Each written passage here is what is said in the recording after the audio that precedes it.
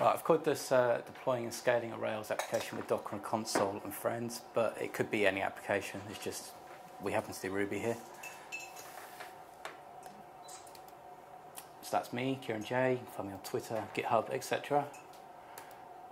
Invisible Lines, that's my company, Rails development, etc. So, who's used Docker? Anybody? In anger?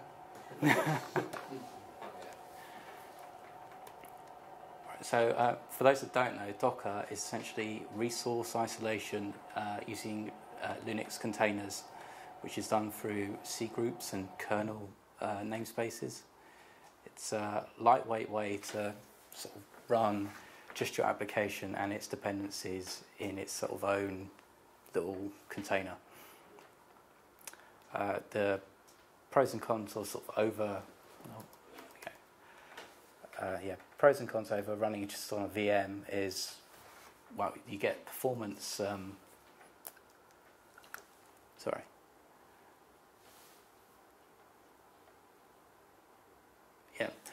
You get much better performance than running on.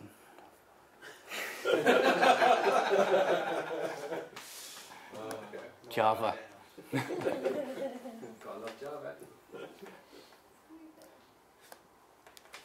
You get much better performance than running on a VM. You get much, sort of near close to bare metal performance when you're just running in a Linux container. It simplifies distribution in that you just create an image, you push your image to a registry, you can then pull your image to whichever server you're running on, and as long as it's got Docker installed, you can run your code and it will work the same there as it would on your desktop when you're developing, your test server, staging. It's all going to be the same.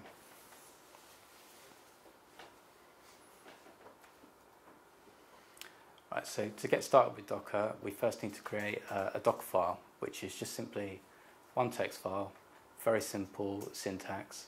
It's only about 10, 15 different commands. So in this particular example,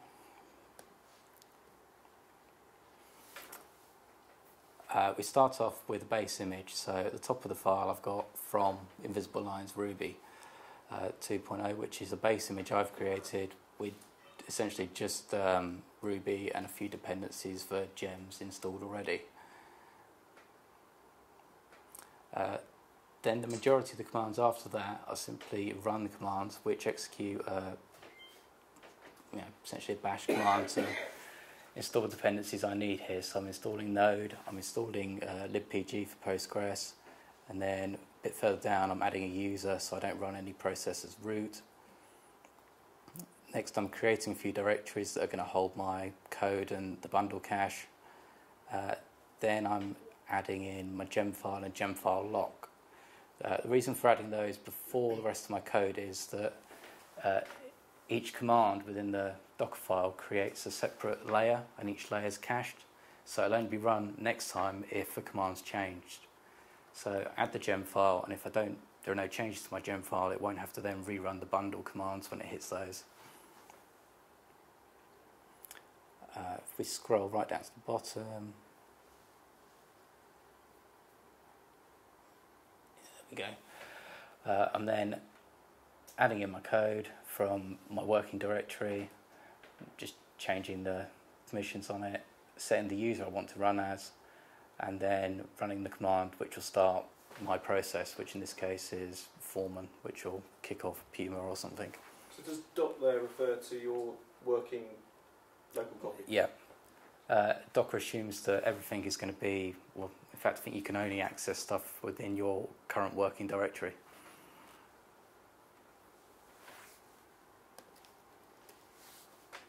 Right, so now we have our Dockerfile, we need to build and run it.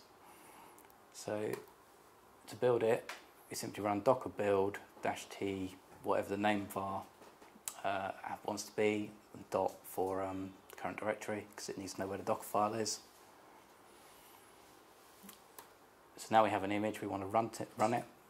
So docker run -d to daemonize, -p to expose a port onto the host machine, and then just give it the name of the image we just built. Simple. Which I'll show you. he says.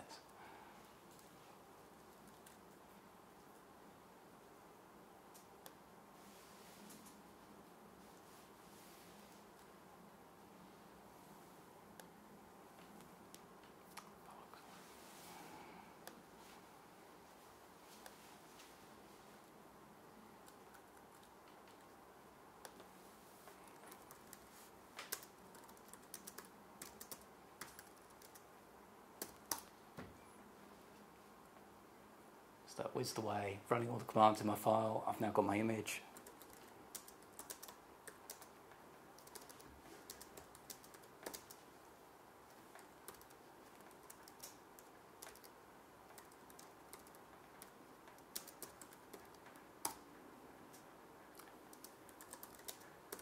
So now I've run my image. If I run Docker PS, I can see my image is now running on port 5000.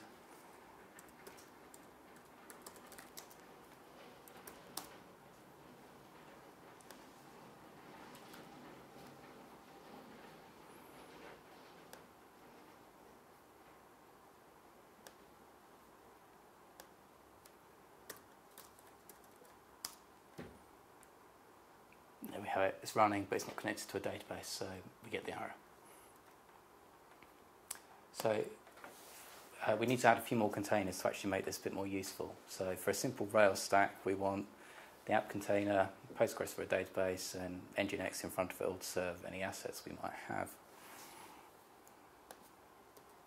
So why wouldn't you put them all in one container, or how do you manage what to put in one container and not? You can put multiple processes in one container, but they sort of advocate that you run one process per container. The process runs in the foreground and outputs to standard out, so that when you sort of run Docker logs, you just get the output from the one process that you're running. And it just keeps it nice and simple that way, so it scales and you don't have to worry about, oh, this container's got 5 different processes, something's gone wrong, which one is it? You don't put a database in the same process as your app server anyway, do you? No. You want to put it somewhere else entirely. Yeah. Okay, so here we're just setting up a database container, so Docker run, giving it a name, a DB, and then the name of the image that we're going to use, which is Postgres with a tag for 9.4. This already exists on Docker Hub, which is a registry which contains lots of different pre-built images by various people. This one happens to be like the official Postgres one.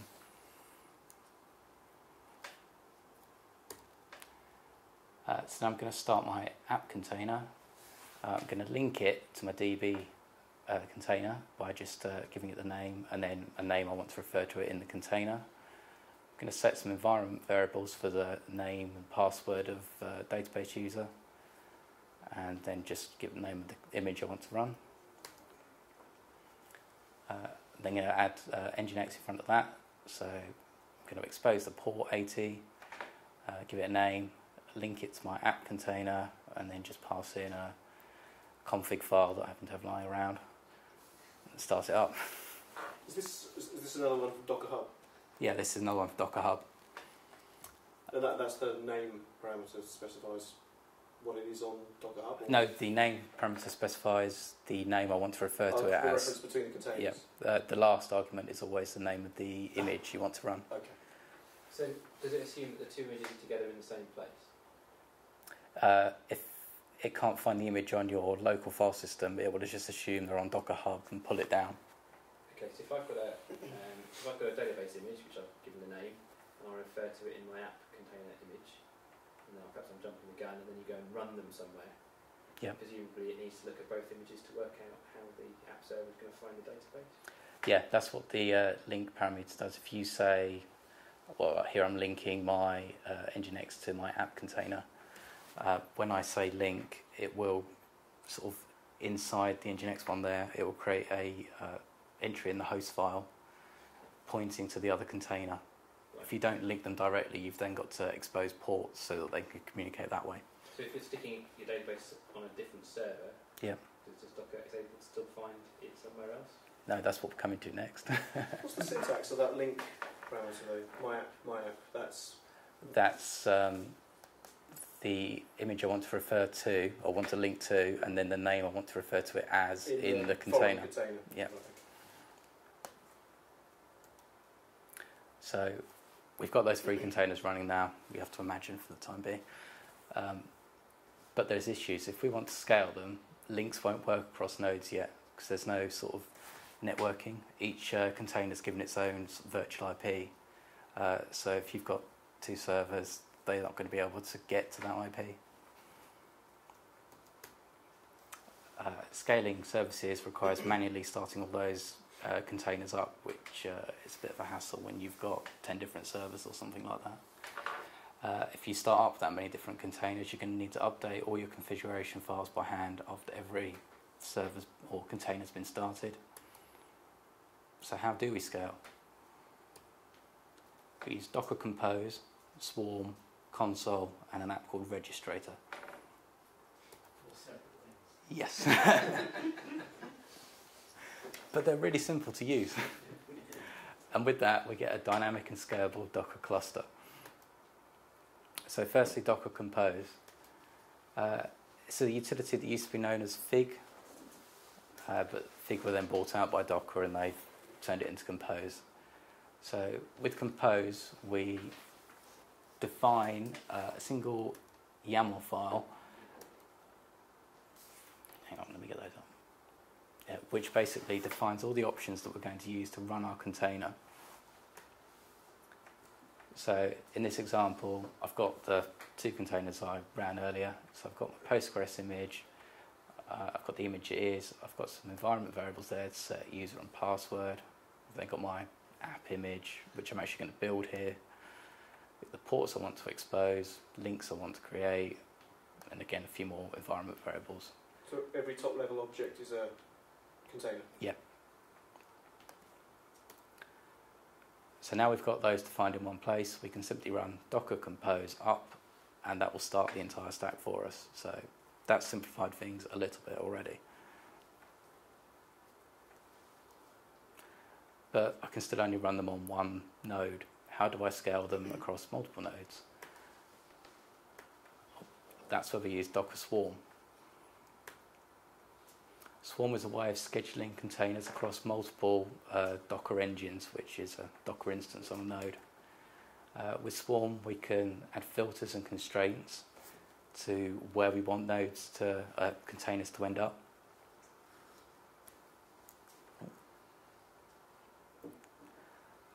So we could say, for instance, we could give one node a label of sort of it's got an SSD.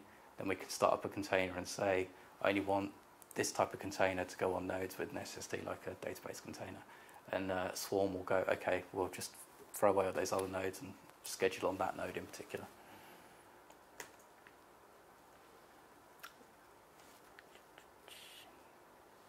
So how do we use Swarm? Swarm's quite easy to install. It's just a container itself that needs to be run, as you can see there, docker run -d swarm. Swarm an instance of Swarm has got to be run on each node in your cluster. Swarm uses, it needs sort of a discovery service, so all the different Swarm agents can find each other. Out of the box, it supports a static file, Docker Hub has got a hosted service, Consul, which I'm using here, but also etcd and Zookeeper. With all your nodes then running Docker agent, you then need to start a Swarm manager, which is just again another Docker container. Point to the same discovery service where you've got your nodes entered in. This is on a separate node? Or no, just any one particular node in your cluster. You then tell Docker, or wherever you're interacting with it, that you want to just use the Swarm manager as your point for interacting with Docker. And that gives you access to the whole cluster. From a local machine? Yeah, there can be a local machine or an instance in the cluster anyway. Oh, okay, right. So you'd have to log into one of those instances in order to... You can do it that way, or you can, you can do it from your local machine, which is what I've been doing. Yeah, okay. So brings us to Consul. Consul's a utility by HashiCorp. They're probably best known for Vagrant. It provides service discovery, health checking, key value store.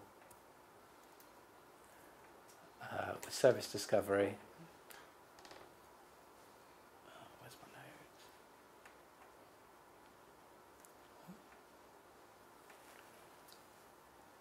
Yeah, with service discovery, we simply post the JSON representation of our service to the console agent, and then once we've done that, we can. Yeah, once we've done that, we're then able to list all the services available. All interactions with Consul take place through essentially using curl through the JSON API. As you can see here, I'm just posting here my app instance to Consul to register it, and then if I hit the catalog endpoint with services, I'll then be able to see I've got an app and a Consul instance running. If I then get the details on the app service I've just entered, it will give me back the port, the IP, the name of it. If I've put tags in there, it will tell me which one, what tags they are, which will then help me find it later on. While the sort of HTTP interface is fairly handy, it's not always ideal. Within your different applications, you want something a bit simpler to find out where different services live. So that's where the DNS API comes in. So we can just use standard tools like dig to find out where a service lives. So I gave that previous service when I entered it the name of app. So I can call app.service.consul and it'll give me back the IP that service is running on. By default, I have to say Consul runs its DNS server on a non-standard port. So in the demo I've got running later, I've got DNS mask installed to filter all queries to service.consul to this DNS server. So Consul also provides health checks. With these health checks, we can monitor a service, provide a script that needs to be run, or tell the Consul that the time to live will be given. If it fails a health check, then it will be removed from DNS queries immediately. So that means you won't have any failing nodes suddenly returned on your back end. It's also got a key value store, which helps us store the application configuration in one place within the cluster. So again, we just use curl here to store a key within the service. So here I'm storing foo, and then I can just retrieve it using the same curl.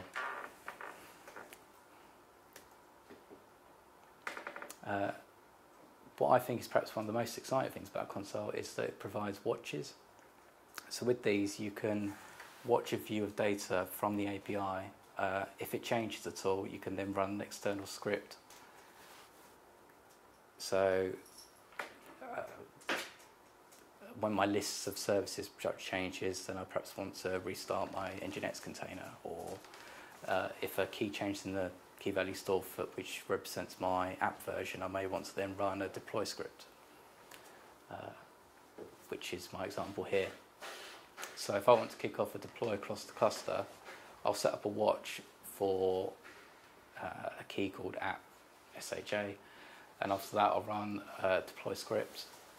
So I'll set this up on the Swarm Manager node. When the key changes, it will run the script, and in the script I'll loop over each container in the swarm. I'll stop them one by one, start the new container, and essentially there I've got a rolling deploy going.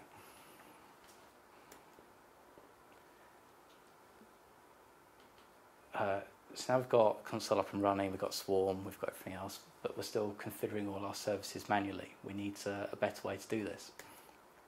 And we can do that through automation with Registrator, which is by the guy that made Doku, if anybody's familiar with that. So Registrator runs as a container itself, works with multiple backends, pretty much everything that Docker Swarm works with. Provides pretty same defaults if you don't give it too much details about your service, and is completely customizable using environment variables when you start your container. So now we've got a Swarm running, we start a container, Registrator is picking it up, it's putting it into console so we know where it is, but now we need to update perhaps our Nginx configuration or something like that. So there's one final tool, and that is Consul Template. Consul Template essentially watches the variables that you define in any of your templates, and whenever they change, it will run an optional command and regenerate the template, and then perhaps like restart or whatever you've defined in the command. So here I've got a template which is for my Nginx configuration. When it changes, it's going to then, within the Nginx container, reload the configuration.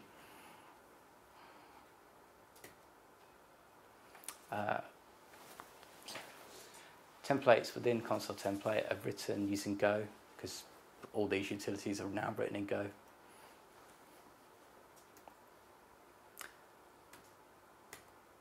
So now we've got to put it all together. So we've got Consul Swarm Registrator running on each node in our cluster. We've got Swarm Manager running on one node. We're going to use Docker Compose to define the application in one place. We're then going to tell Swarm through Compose to run all these different nodes, and it's just going to go off and do it. Then we're going to be able to scale our services up and down as required without having to touch anything in the cluster. Yeah, now, as we scale or add or remove services, Consul Template is going to respond to any change in the services we're watching and update configuration files as needed. So, a bit of a demo. As you saw at the start, I've already provisioned my infrastructure and I've bootstrapped it, so now I can just sort of get going. We said bootstrapped, you've got just... Have you put in console? Have you added in Swarm Manager? Yeah. I've run it through just a few Ansible cookbooks, right, which have installed Swarm, Docker, DNS mask, put a few templates in place for me. But essentially, it runs the same thing on each node, so they're all the same, and they can all run any container. And these are all local as well? No, these are all on DigitalOcean. Oh, DigitalOcean. So you can use the DigitalOcean API to just install all this? Yeah, before I did that, I used a utility called Terraform, which just configured my cluster for me.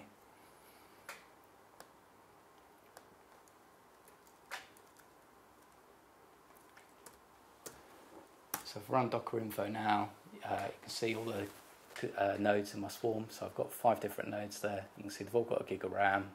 They're essentially running minimal containers there, where they've got Swarm and Registrator on them.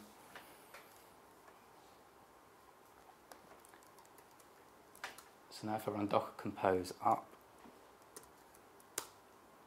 it's going to create one instance of my web Nginx, my app server, and database. I've put some labels in place to say that I want the Nginx front end to go on one particular server, which I've already set up DNS records for. I don't care about where the others live for the moment.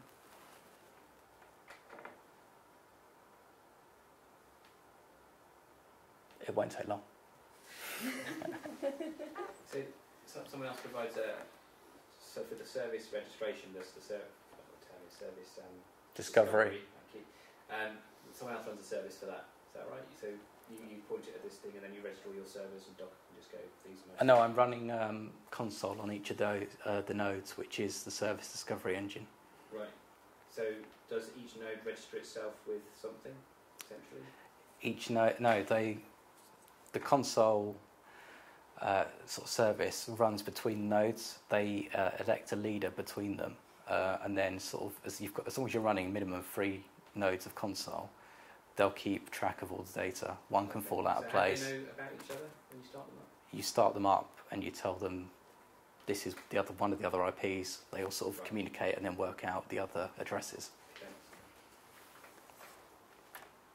Right, so that should be now up and running.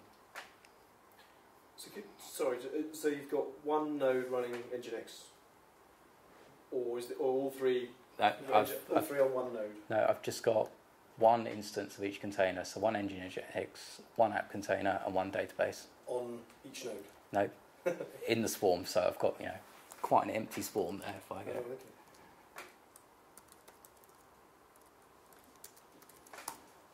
So from Docker Compose PS, I can see I've got all the containers now running. Oh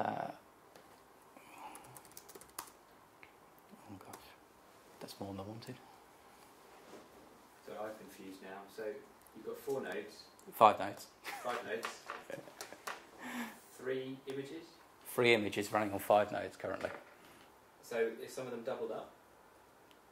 No, there's only one instance of each image, so I'm going to scale up the cluster to include more app servers in a minute. So you're not using all your nodes? No. So of the 3 nodes that you're using, presumably, each one is running a different image? Probably not at the moment. Okay. I'm just about to get to that, if I can. People jump the gun, don't they?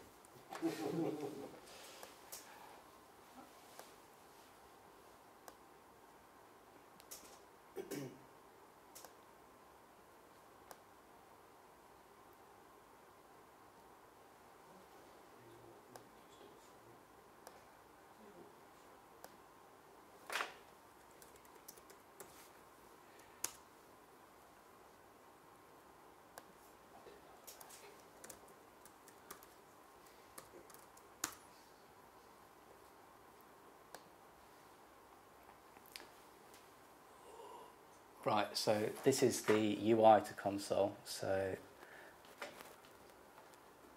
we can now see, I've got all my... Does this automatically go to one of these nominated leaders? Yes. So I've got one instance of my app. I've got 3 instances of console, Nginx there, Postgres. If I click onto that, I can see that one's now running on Swarm 0.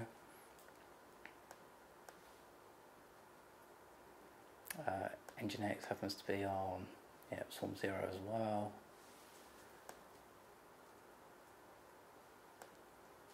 So is Postgres in this instance. So now...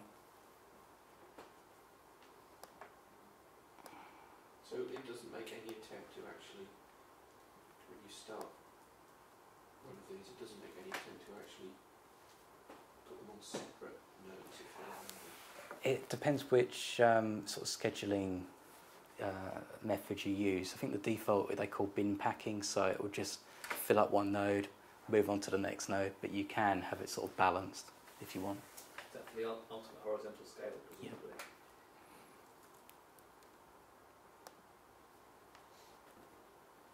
Can this work with scaling within cloud services so it will actually, if the load starts to actually increase, it will actually start effectively buying you more instances to run? It's not set up to do that, but using the health checks, you could say, write a health check which monitors memory when it gets to say 90%, run an external handler which will start up another node, register it, and start instances. So I'm going to compose, scale up my app instances to 6.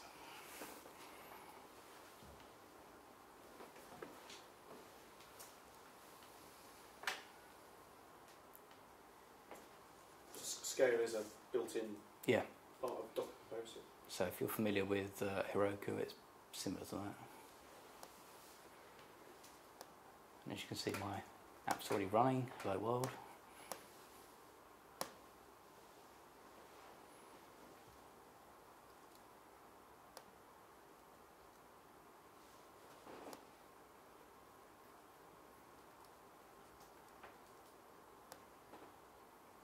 I think that was the one that took a while to start last time, wasn't it? Yeah. Because essentially it's pulling each image down to run it. There we go.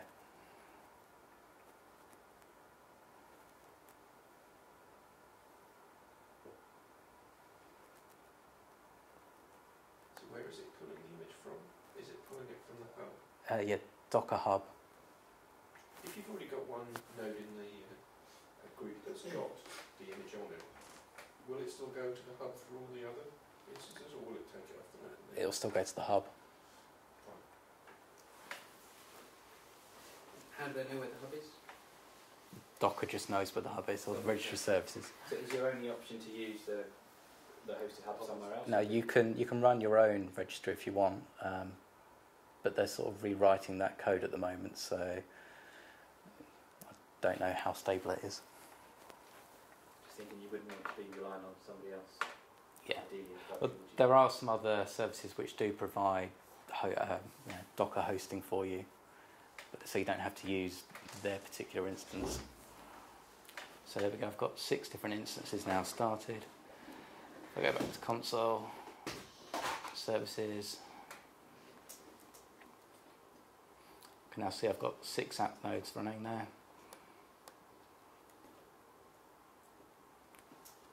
Still my same old Hello World app.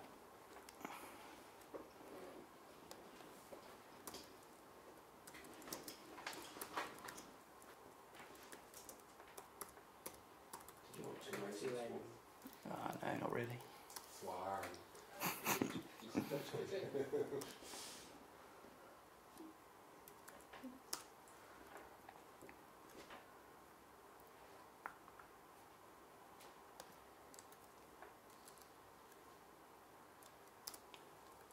So now I've just set up a watch there, which is going to watch for my app version, and it's going to run a deploy script across those 6 app instances when I change what version of the app I want running, which I can do within console by just changing the key for the version from world to inrug.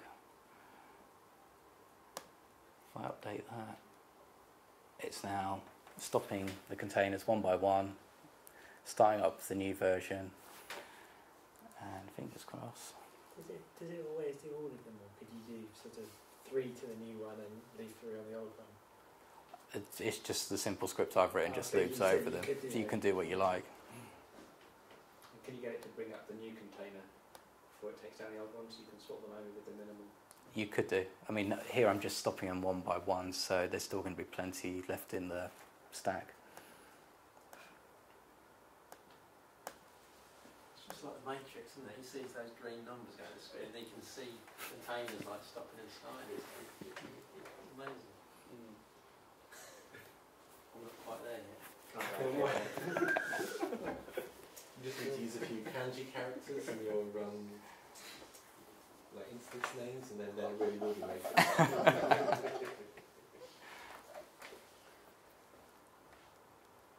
You know, it never occurred to me that those were kanji characters. I'm sure there's a whole range of different characters used.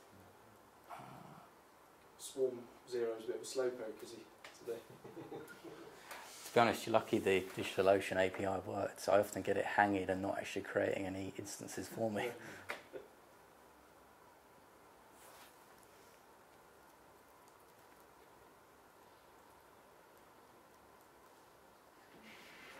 guess this way you're keeping the same machines as DigitalOcean sees them, aren't you, as well? So you don't run the possibility of losing the IP stuff, yeah. Oops. Well, something's happening, isn't it? Bad gateway. Oh no, stuff's running.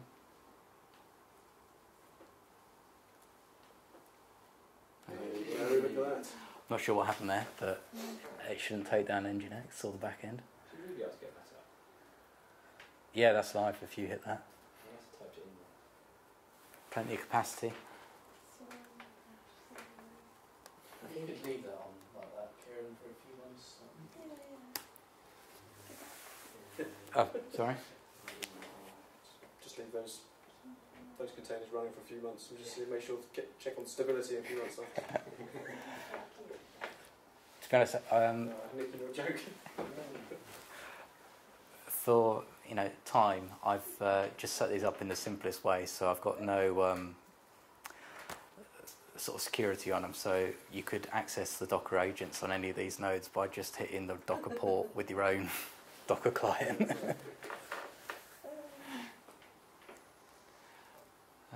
What else can I show you? Is security a big problem, or is it quite easy to get it all to be secure? You set up some TLS certificates for Consul and Docker, and then that way it's all nicely secured. Not going to have any time to make any apps once. Take me 2 months to be able to do that. So yeah, I've just scaled up a little bit more there, but I could equally scale that down to 2. So you run out of budget. It's really scalable. There's your credit card. Now, how much have you scaled it to now, Kieran? I've just scaled it back down to 2. Oh, okay, so it was a 12. No, but each time I do that, it's sort of pulling them out of the resource pool, so it's highly scalable there. And that's about it. How would you put a load balancer into that? Would you do it like that? I don't know. Well, here I'm just using Nginx as my load balancer. Okay, so then it just proxies off to the... Yeah.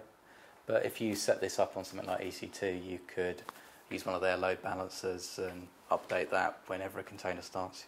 Right, okay. How do you, and then if you've got an app server, is it aware of what container it's sitting in? So you could say you had a problem with one container, could you then say, oh, well that's container 33 or whatever, it's got an issue rather than container 44? Yeah, Both running the same. they will be given sort of a unique ID. So you could sort of add that to your log or whatever. Yeah, well, what you'd then normally you'd set up a health check on going into each container, say check it's responding to a ping.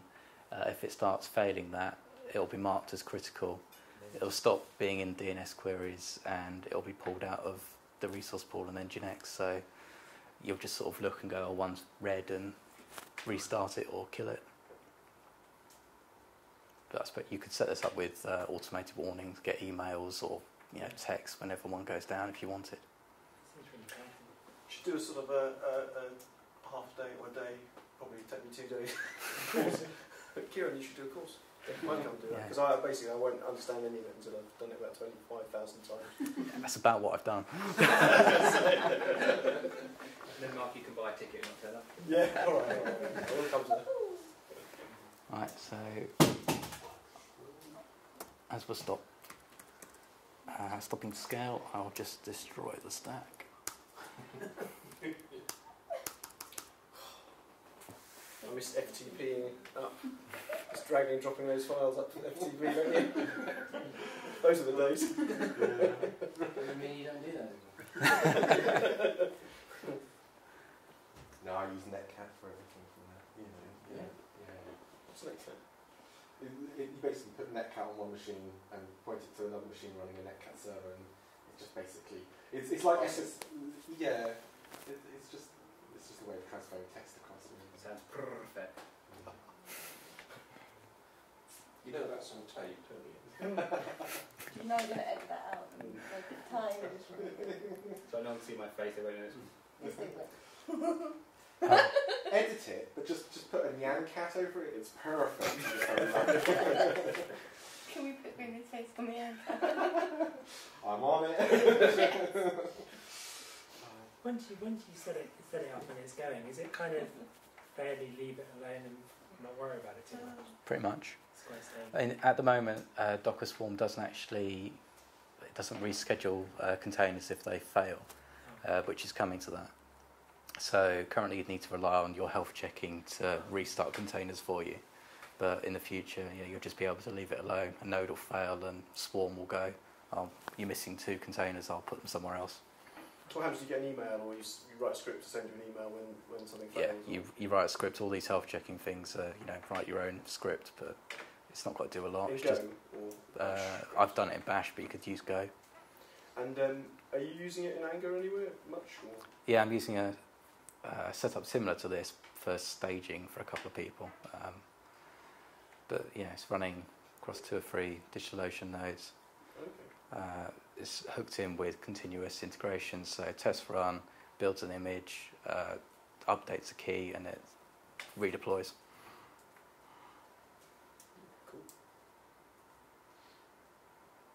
But not everybody likes that in production. How does it typically work once you've actually got all this up and running and set up? That iteration 0 is done. Yeah. Is it like then managing it, the weeks and months after that for code updates and For code security updates, patches and all that kind of maintenance stuff? well, essentially, if you need to do a security update, you need to rebuild your image. So you just Docker build with whatever update was in your image, push your new image, and then roll it out across your cluster as needed. But that's what sort of makes containers so much easier to manage than sort of VMs. If you don't like your code or something's wrong, you can just throw away your container, throw up a new one, and it doesn't have to even run on the same server. Would you add that to your Docker file then? Your update, and then rebuild from the... Well, if it's like just an apt update, Yeah. you'd probably just specify whatever version you wanted to update to, say it was Engine 8 or something like that. In your Dockerfile, Yeah. And then rebuild from the Dockerfile. Yeah. Because you can, I've gone through your tutorial before, you can sort of manually add, so you can sort of add the layers of the container. Can't Yeah. you? I mean, you can go, get into the container, run the update manually, and then sort of commit to your container if you wanted Put it to. back on the hub, Yeah. and then, okay. Presumably, it sounds better to use Dockerfile, so Yeah. in that sense, yeah.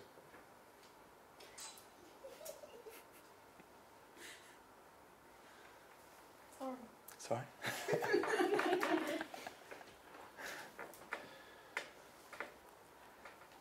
Any questions? Or any more? When can we have a full day workshop? Give me I'll, some. I'll sign up. Yeah. I'll buy a ticket then. A special mate When space. we can do 2 in May. Let me work out how it'll fit into a day. What about if you have assets that say someone's running a blog or this site involved people uploading their photos? Can you then? You'd have to be writing some script that took that off to somewhere else and managing all that as well. Because all your things are going to lose all their status. Yeah, I mean, you can map volumes into your container, so the node, everything can be persisted to the node it's on. But if it was assets like that, I'd have them uploading straight to S3, so I didn't have to worry about storage. So what about database storage then? For that, I've been setting up sort of master-slave replications, so if the master goes down, the slave comes up, and keep a couple of slaves going. Okay, so that's a very basic question, but if you're creating a new instance of Postgres, for example, Yeah. where does it save all of the data? Is it locally on the... Onto the node, yeah. I map in sort of the data directory to the node. So you just have to be a bit careful about making sure you didn't have 2 database containers right into the same directory. Yeah, which Your you can... database node didn't suddenly become your web app. No, but you can do that with Swarm. You can say, make sure no other container with this name or this type is running on this node. I think I might get power crazed. I just have hundreds. Yeah, it's good. I think even at £2.50 a month, 100 suddenly becomes very expensive. Although this is a £10 a month, isn't it, with 1 gig, presumably? Yeah. So £5 a month, $10. But I was doing it with smaller instances before, but I just wanted to be able to scale a bit bigger to show what it could do. Rather than running 4 app containers and suddenly getting no more memory. If you wanted a scalable solution, what's the minimum number of physical nodes or servers? You need 3 nodes for Consul. I'm just thinking, obviously, runs on EC2s, how many EC2 sort of things are you running, and then are you using their load balancer or not? So just it's still going to be cheaper than EC2 on DigitalOcean, but you're perhaps not going to get things like load balancers with APIs and things like that. Be really perverse and just have one big EC2 node and then virtualize it and then install Docker on it. You don't need to. EC2's got a container service you can use. Oh, really? You mentioned Doku earlier? Yeah. The guys who wrote that also Deus. run Deus. Yeah. How does doing something like this compare to Deus? Have you tried that? I haven't tried it. I think they use CoreOS. Yeah. So that's using very similar things. So they've got Fleet, which is essentially the same as sort of managing your containers with Docker Compose. They use etcd instead of Consul. So it's very similar bits. They've just sort of packaged it up with, I don't know if they've got a UI. I don't know. I think they take... started looking into this for someone. So. They take care of perhaps the log streaming and things like that in a better way, whereas I've not done anything with that here. Okay. Then obviously it's a bit ad hoc with writing your own scripts, do your restarts and bits like that. But it depends on what your needs are, really.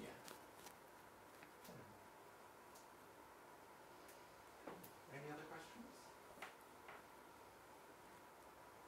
Please not. Can you do that again? To go back to the start. So you're basically getting some of the basic images of Docker itself, Docker.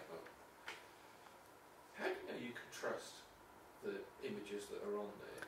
They have sort of like an official library. So the Nginx container and Postgres were what they call official. I don't know who actually wrote them, whether it's the projects themselves or somebody within Docker may have done it. But you can then see the Dockerfile, so how they're created, the commands they've got in it. So if you don't like anything they've done, you can clone the Dockerfile, create your own based off that. I could say take your Ruby. Yeah. My base image. And I could base an image on that image. Yeah. And then if you updated your image, would his image update? Only if you rebuilt it. Oh. Are there private images on Docker? Yeah, you can get private images. But that's paid for, like GitHub. On Docker Hub, you get one private image free, and then you pay. But I think if you set up your own registry, you can use S3 as a back end, so it'd be fairly cheap to store them.